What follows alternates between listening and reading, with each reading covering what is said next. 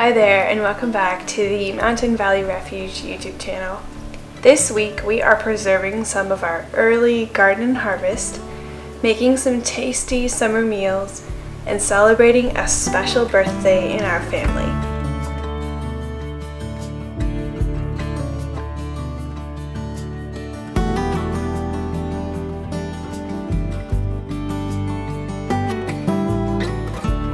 If you are new to the channel, my name is Natasha and I am a young mother of one. I share a new video every week of my life as a stay-at-home mother, taking care of our home, showing you the food I make, our quarter-acre garden, and new things I'm learning. Things like preserving food, how to make almost all of our meals and snacks from scratch, and so on.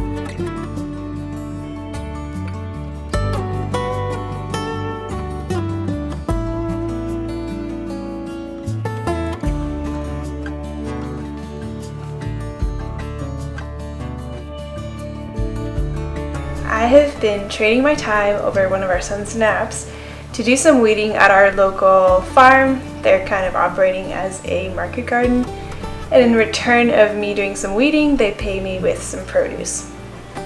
This week I took some of the garlic scapes that they have recently cut from their hard-neck garlics, and I combined it with some of the scapes that we cut from our own garlic and made a bunch of this delicious pesto. Now I'm using the recipe from their Instagram page that they shared with their customers, which I won't share here for privacy reasons, but you can follow a base recipe of about 2 cups of garlic scapes, 2 cups of basil, which I also picked from their farm, 1/3 of a cup of lemon juice, 1 cup of olive oil, 3/4 cup of Parmesan cheese, which I shredded, a cup of cashews, and salt and pepper. I combined all of this in my food processor, starting with the scapes and the nuts, pulsing that together first, and then adding the rest of the ingredients to pulse together.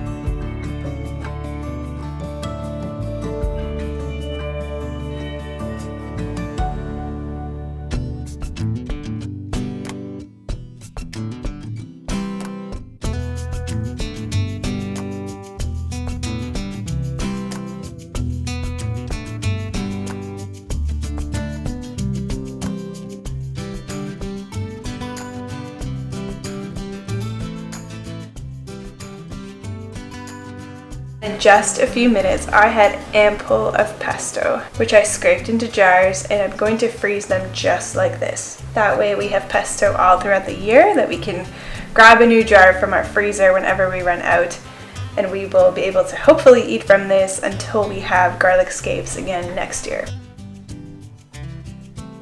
I finished making the pesto a little late in the day, so I had to quickly get some kind of dinner together.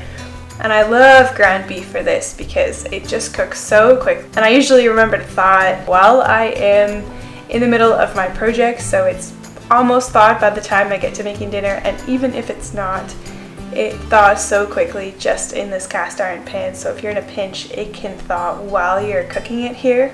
But my ground beef is almost mostly thawed here, and so I'm browning it up and getting a pot of water ready for my pasta. We keep cans of tomato on hand for quick meals like this one, and I'm a big fan of these San Marzano tomatoes from Italismo. We're growing the San Marzano tomatoes in our garden this year, and I hope to have a bunch of them so that we can can a lot of it and have our own tomatoes jarred up for the year. I also added some tomato paste, which is another variety of tomato we are growing this year, and I hope to make some of our own for the very first time this year, so stay tuned if you also want to learn how to make some of your very own tomato paste. And then this is a pasta variety that I buy from Costco.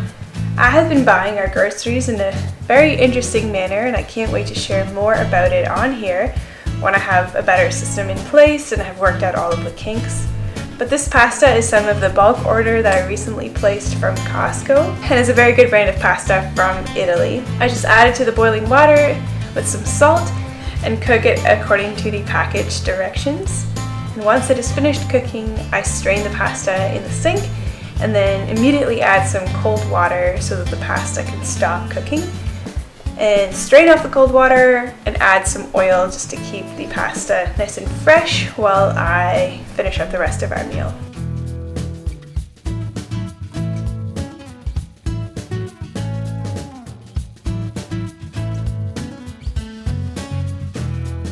After the ground beef has simmered for about 15 to 20 minutes in this tomato sauce, you can see it's already thickening up, which I love the tomato paste for that. I added some of our pesto that we just made, which gave this ground beef an unbelievable flavor. So yummy, and so I'm gonna let that simmer for just a few more minutes while I finish up the veggie side. My big goal this year is to train myself to eat all of the food from our garden.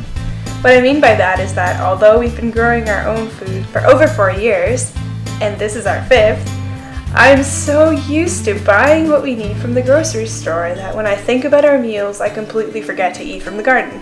This is mostly because I already bought all we need from the store and I don't have an exact handle on when things are ready in the garden. But this year, I'm walking through the garden more regularly now that I am no longer working outside of the house full time, which means I can see what is ready for picking regularly so that I can buy groceries that would complement our garden food and not buy doubles by accident. This week, I intentionally didn't buy cauliflower because I saw our cauliflower was ready for harvest. And I'm so proud of its beauty, and I already can't wait to grow more of it in the fall. So to harvest this cauliflower, I just twisted the cauliflower as close to the base as I could and then pulled off the leaves and left them there in the garden. Inside the house, I added about 1 inch of water to a small pot, added in some salt, pulled off some of the cauliflower stems for us to eat tonight, and then sealed it up so that it can steam for about 10 minutes until it is soft enough to eat without being mushy. I also added some turmeric because a friend of mine recently said that that tastes really good with cauliflower, and it really did. And then I saved the rest of this cauliflower in a plastic bag in our fridge, which should keep it for another week or 2.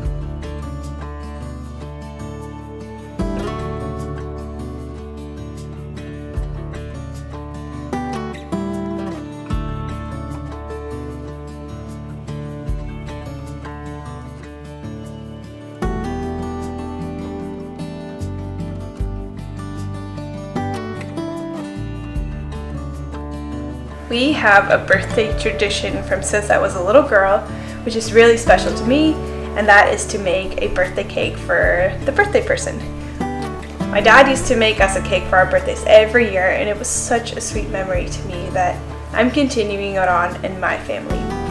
This month we are celebrating my husband's birthday, and he recently said that he was craving some brownie and vanilla ice cream. And so I took some of that direction and a fond memory of our recent camping trip and created a brownie camp cake. You can find this brownie recipe on the website, mountainvalleyrefuge.com, which is the same brownie that I make for my tuxedo chocolate cake.